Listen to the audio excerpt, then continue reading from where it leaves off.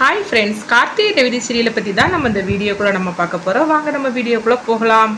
கார்த்தி பார்த்தோம்னா எப்படியாவது இந்த கோயில் கும்பாபிஷேகத்தை நல்ல மாதிரிக்கு நடத்தி வைக்கணும் அப்படின்னு சொல்லிட்டு அவங்க சாம்புஸ்ரீ அவங்க போட்ட ஒரு நாடகத்திலேயே கார்த்தியும் சரின்னு சொல்லியிருந்தாங்க.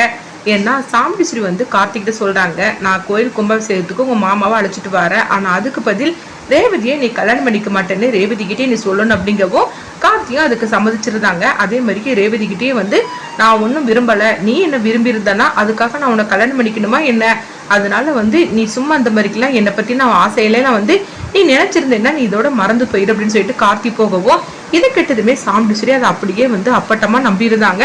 கார்த்தி சொன்னதெல்லாம் உண்மை அப்படின்னு. ஆனா கார்த்தி ரேவதியும் சேர்ந்து போட்டு இந்த மாதிரிக்கு ஒரு நாடகத்தை நடத்திட்டு இருக்கிறாங்க. அடுத்து பார்த்தோம்னா மயில்வாகனமும் ரோஹிணியும் எதுக்காக கார்த்தி இந்த மாதிரி சொல்லிட்டு பண்ணாரு, சொல்ல பண்ணக்கே அம்மாவே இந்த கல்யாணத்தை நடத்துதான் சொன்னாங்க, அப்படி இருந்தும் கார்த்தி எதுக்காக அப்படி பண்ணினாரு தெரியல அப்படிங்கும் போது அப்ப ராஜராஜன் சொல்றாங்க, மாப்பிள்ள இந்த மாதிரிக்கு பேசியிருக்கிறாருன்னா கண்டிப்பா இதுக்கு பின்னாடி ஏதாவது ஒரு காரணம் எல்லாம் இருக்காது. அது மட்டும் இல்லாம உங்க அம்மா சாமுண்டீஸ்வரி அவ்வளவு சீக்கிரமெல்லாம் மாறக்கூடிய மனசெல்லாம் அவளுக்கு கிடையாது. அவ ஏதோ ஒரு கணக்கு போட்டுதான் இந்த மாதிரிக்கு ரேவதிக்கும் கார்த்திக்கும் கல்யாணம் பண்ணி வைக்கிறதா அவ சம்மதம் சொன்னா. ஆனா மாப்பிள்ள மாட்டேன்ட்டாரு. ஆக மொத்தத்துல இதுக்கு பின்னாடி ஏதோ ஒரு விஷயம் நடந்துட்டு இருக்குது. அதனால நம்ம அதை பத்தி பெருசா எடுத்துக்க வேண்டாம். என்ன கார்த்தி மாப்பிள்ள எது சொன்னாலும் அது கரெக்டா தான் இருக்கும் அப்படிங்கப்போ உடனே மயிலும் சொல்றாங்க, ஆமா மாமா நீங்க சொல்றது சரிதான், சகல ஒரு முடிவு எடுத்து சொன்னார்னா கண்டிப்பா அதுக்கு பின்னாடி காரணம் இல்லாம இருக்காது அப்படின்னு சொல்லிட்டு இருக்கும்போதே அடுத்த நாள் ஆனதுமே கோயில்ல அங்க பூஜை ஆரம்பிக்க போறாங்க. அப்போ உடனே ஊர் ஜனங்க அவ்வளவு வரவும், என்னப்பா கார்த்தி உங்க மாமாவை உங்க அத்தை அழைச்சிட்டு வருவாங்க அப்படின்னு சொல்லி கேட்டுட்டு இருக்கவும் அப்ப சிவனாண்டி இங்க வந்துருந்தாங்க. கண்டிப்பா அவங்க வரப்போறது கிடையாது, எதுக்காக நீங்க தேவையில்லாம இந்த மாதிரிக்கு அவங்களுக்காக காத்துட்டு இருக்கிறீங்க, அதனால இந்த பூஜையை நானே நடத்தி வைக்கிறேன் அப்படின்னு சொல்லவும் எது கெட்டதுமே கார்த்தியும் ஊர் ஜனங்களும் அதிர்ச்சி அடைகிறாங்க.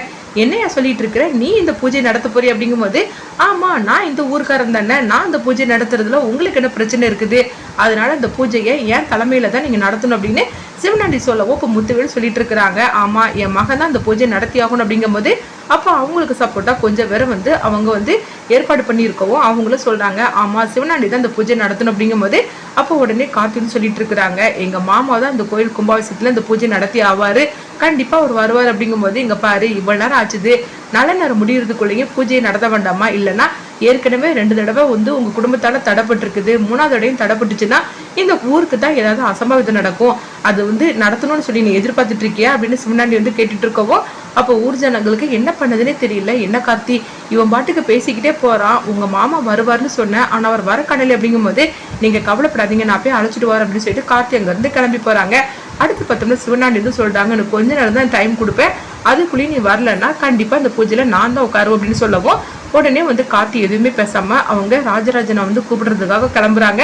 அடுத்து பார்த்தோம்னா சிவனாண்டி அவங்க சந்திரகலாவுக்கு ஃபோன் பண்றாங்க, சந்திரா இந்த ஊர்ல நீ சொன்ன மாதிரிக்கே இந்த பிரச்சனையை நான் ஆரம்பிச்சிட்டேன், ஆனா கண்டிப்பா அந்த ராஜராஜன் வந்துடக்கூடாது அப்படிங்கும் போது இங்க பாருங்க நீங்க கவலைப்படாதீங்க, அக்காவை பத்தி தான் உங்களுக்கு தெரியாது அப்படிங்கும் போது இல்ல இந்த கார்த்தி உங்க மாமாவை அழைச்சிட்டு வரேன்னு சொல்லிட்டு அவன் கிளம்பி இருக்கிறான் அப்படிங்கும் போது அவன் வந்தாக்கி எந்த அளவுக்கு அவமானப்படுவான்னு சொல்லிட்டு உங்களுக்கே தெரியும், அதனால நீங்க கவலைப்படவே வேண்டாம், கண்டிப்பா எங்க மாமாவும் அழைச்சிட்டு வர முடியாது, எங்க அக்கா விடவும் மாட்டா, அதனால இந்த பூஜையில நீங்க தான் உட்கார போறீங்க அப்படிங்கவும் இதை கெட்டதுமே சிவனாண்டி ரொம்பவே சந்தோஷப்பட ஆரம்பிச்சிருந்தாங்க. அடுத்ததான் பார்த்தோம்னா கார்த்தி அவங்க சாமுண்டீஸ்வரி வீட்டுக்கு வராங்க.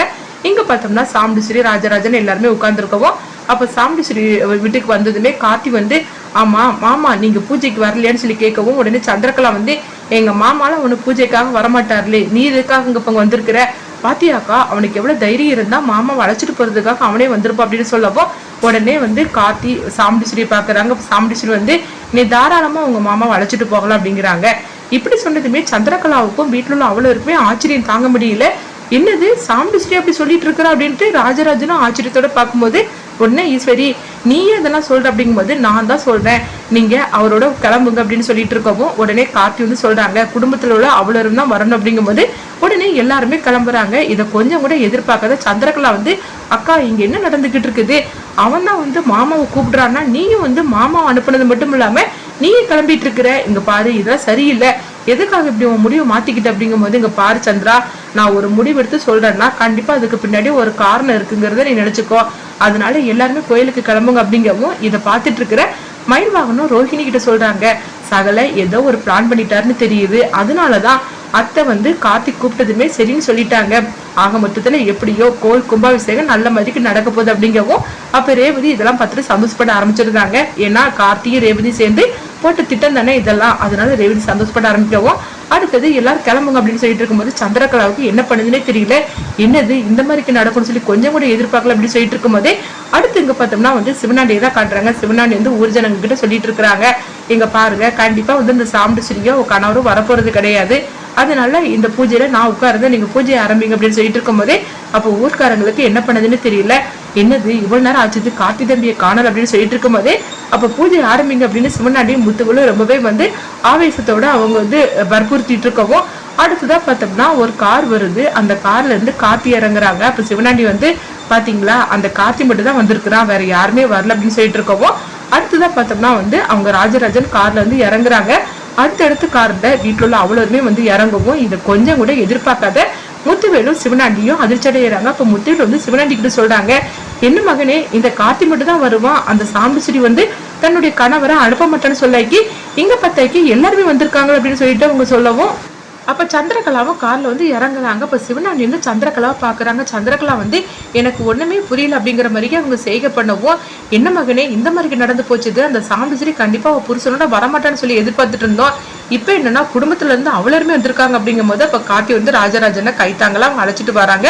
அப்ப உடனே வந்து கார்த்தி வந்து சொல்றாங்க, எங்க மாமா வந்தாச்சு பூஜை ஆரம்பிங்க அப்படின்னு சொல்லிட்டு இருக்கும் போதே பாட்டியும் வந்துருந்தாங்க. ராஜராஜா வந்துட்டியாப்பா அப்படின்னு சொல்லிட்டு இருக்கும்போது இப்போ உனக்கு உடம்பு பரவாயில்லையாப்பா அப்படின்னு சொல்லி கேட்கும்போது பரவாயில்லம்மா நான் நல்லா இருக்கிறேன் அப்படின்னு சொல்லிட்டு இருக்கவும் அடுத்தது பூஜை ஆரம்பிங்க, அதுதான் என் பையன் ராசராசா வந்துட்டாமல அப்படின்னு பாட்டி சொல்லிட்டு இருக்கவும் அப்போ உடனே பாட்டி வந்து கார்த்திகிட்ட கையை பிடிச்சி சொல்றாங்க, எங்க பாருப்பா நீ சொன்ன மாதிரிக்கே உங்க மாமாவை வர வச்சுட்டு அப்படின்னு சொல்லிட்டு இருக்கும் போதே அப்ப சந்திரகலா வந்து சாமுண்டீஸ்வரி போட்டு திட்ட ஆரம்பிச்சிருந்தாங்க. அக்கா இதெல்லாம் நீ புரிஞ்சுட்டு தான் பேசுறியா புரியாம பேசுறியான்னு தெரியல, எதுக்காக இந்த மாதிரிக்கு நீ வந்து அந்த கார்த்தி வந்ததுமே மாமா வளைச்சுக்கிட்டு அதுவும் அவன் சொன்னது எல்லாத்துக்கும் தலையாட்டிட்டு நீ வந்து குடும்பத்தோட வந்திருக்கிற, இது எனக்கு கொஞ்சம் கூட பிடிக்கல பார்த்துக்க அப்படிங்கும் போது இப்போ வந்து சந்திரகலா வந்து சாமுண்டீஸ்வரி சொல்றாங்க, பாரு நான் ஏற்கனவே சொன்னதுதான், நான் ஒரு முடிவு எடுத்திருக்கிறோம்னா கண்டிப்பா அதுக்கு காரணம் இல்லாம இருக்காது, அதனால நீ கொஞ்சம் அமைதியாரு இந்த பூஜை நடக்கட்டும் அப்படின்னு சொல்லிட்டு இருக்கவும் சந்திரகலா எரிச்சலோட இருந்துட்டு இருக்கிறாங்க. அடுத்து பார்த்தோம்னா சந்திரகலாவும் சிவனாண்டியும் சந்திக்கிறாங்க.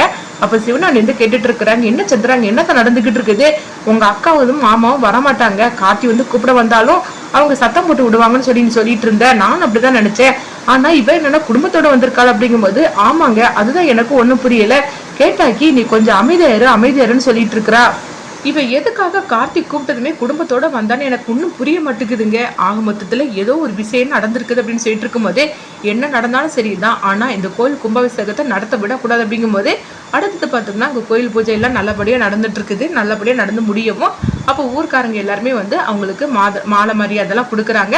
அப்ப சாமுண்டீஸ்வரி வந்து உடனே சரி வாங்க நம்ம கிளம்பி போகலாம் அப்படிங்கும் போது உடனே பாட்டி வந்து ராசராசா உண்மையிலே எனக்கு ரொம்ப சந்தோஷமா இருக்குப்பா, இந்த வருஷமா நடக்காத கோயில் கும்பாபிஷேகத்தை இப்போ உன் கையால இந்த பூஜையை ஆரம்பிச்சு வச்சுட்டேன், இன்னும் நாளைக்கு கோயில் கும்பாபிஷேகத்தான், அதுவும் உன் கையால நல்ல மாதிரிக்கு ஆரம்பிச்சு வச்சிடணுப்பா அப்படிங்கும் போது ஆமாம்மா கண்டிப்பா எல்லாம் நல்ல மாதிரிக்கு நடக்குமா, சரி நான் கிளம்புறோமா அப்படிங்கும் போது உடனே பாட்டியும் சரி அப்படிங்கிறாங்க. அடுத்தது பார்த்தோம்னா வந்து இங்க ரேவதி தான் காட்டுறாங்க. ரேவதி வந்து கார்த்திகிட்ட பேசிட்டு இருக்கிறாங்க.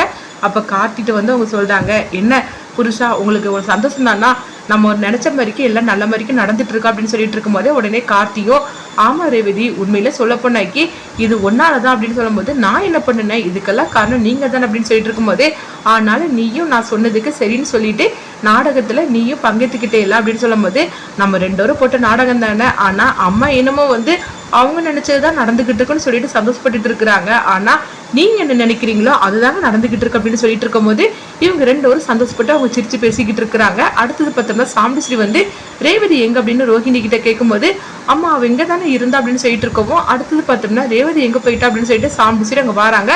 அப்ப பார்க்கும்போது ரோஹிணி கூட வரவும் ரோஹிணி வந்து கார்த்தியும் ரேவதியும் இப்படி நெருக்கமா இருந்து பேசுறத அவங்க பாத்துருந்தாங்க. பார்த்துதுமே ரோஹிணிக்கு ஒண்ணுமே புரியல, ஐயோ அம்மா இதை பார்த்துட்டாக்கி அவ்வளவுதான் அப்படின்னு சொல்லிட்டு உடனே ரோஹிணி வந்து அம்மா வாங்கம்மா ரேவதி அங்க இருக்கிறா போலுக்கு அப்படின்னு சொல்லவும் அப்ப சாமுண்டீஸ்வரி அவங்கள பார்க்காமையே போயிருந்தாங்க. அடுத்து ரோஹிணிக்கு ஒண்ணுமே புரியல, என்னது எல்லாரும் முன்னாடியும் கார்த்தி ரேவதியும் ஒருத்தருக்கு ஒருத்தர் இந்த மாதிரிக்கு வந்து வெறுப்பேத்துற மாதிரிக்கு பேசிக்கிட்டாங்க.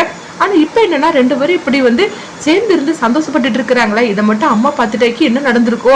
ஆக மொத்தத்துல என்னமோ ஒண்ணு நடக்குது. சரி என்னன்னு நம்ம ரேவதி கிட்டே கேட்கலாம் அப்படிங்கும் போதே அடுத்தது பார்த்தோம்னா ரேவதி வந்து சரி நான் கிளம்புறேன், இல்லைன்னா அம்மா என்ன தேடிட்டு இருப்பாங்க அப்படிங்கும் போது சரி சரின்னு சொல்லி கார்த்தி சொல்லவும் அடுத்தது ரேவதி கிளம்பி போயிருந்தாங்க. அடுத்தது எல்லாருமே வீட்டுக்கு வந்ததும் உடனே வந்து அவங்க ரேவதி ரூமுக்கு ரோஹிணி போறாங்க. ரேவதி எனக்கு ஒரு உண்மை தெரிஞ்சாகணும், இங்க என்ன நடந்துகிட்டு இருக்கு அப்படிங்கும் போது என்னக்கா நடந்துகிட்டு இருக்குது, எனக்கு ஒண்ணு புரியல அப்படிங்கவும் அங்க பாரு நீயும் கார்த்தி இப்படி 2 பேரும் சேர்ந்து இருந்து சந்தோஷமா சிரிச்சிட்டு பேசிட்டு இருந்தீங்களே, அதை நான் பார்த்துட்டு தான் இருந்தேன் அப்படிங்கவும் இது கேட்டதுமே ரேவதி அதிர்ச்சி அடைகிறாங்க.